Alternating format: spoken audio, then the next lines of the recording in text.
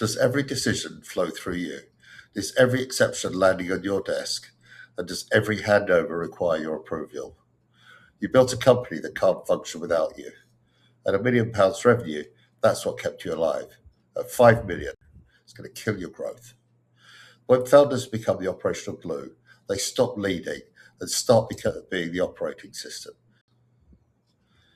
Every business has two layers: the work that creates value and the work that coordinates the work. Probably the bit you enjoy is the value creation. That's the high value stuff that only you can do. Unfortunately, many founders get caught in that operating level. For example, Sarah's marketing agency. Once she hit 2 million in revenue, every client brief was still crossing her desk. She needed to approve every hire, and every campaign required her sign off.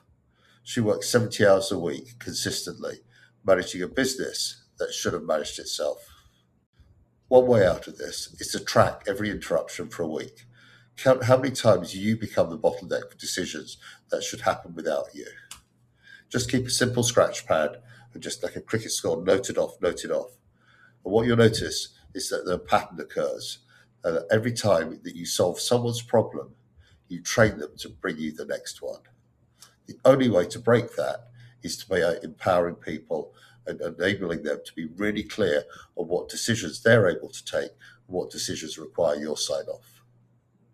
So when you get to that point between 1 and 5 million, that breaking point where you're trying to scale, the founder decision making is often about 80%.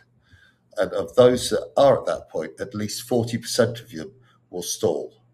So at £1 million, being the hub works because the complexity is manageable. At 5 million, the decision volume exceeds human capacity. Audit your decision load. If you're making more than 20 operational decisions a day, your business has a structural problem. That solution is not working harder. It's not gluing together new technology. It's actually building the systems that can work without you. So how do you break free? Get out of this situation. So to break operational dependency on you, you have to start with some form of diagnosis, not automation. You have to understand the decision flow before you can redirect them. Because whether you use AI or you use agents, those decisions are still going to come back and bottleneck around you, or are going to go down the wrong route even faster. Many founders jump straight into delegation, whether it's to a person or to an agent, without understanding the underlying system. And this only creates chaos and not freedom. So it's important to map every decision that reaches you this week, categorize them, whether they're routine operations, strategic choices, or emergency exceptions. Note them down, and at the end of the week, step back and see where the patterns are. So for routine operations, you can ask, why did this decision come to you? Was it an unclear authority? Was there some missing process? Or is some of your team risk averse? So fix the system before you speed it up. Create those clear decision rights, document standard procedures, and build the escalation thresholds.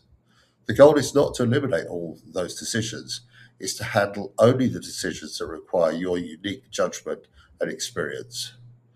So my advice is start with a diagnostic. Go visit FlowCast.scoreapp.com to assess your own operational dependency. The outcome from that will show you where the potential blockages are and which parts of your operation you need to really fix before you're truly ready for automation and AI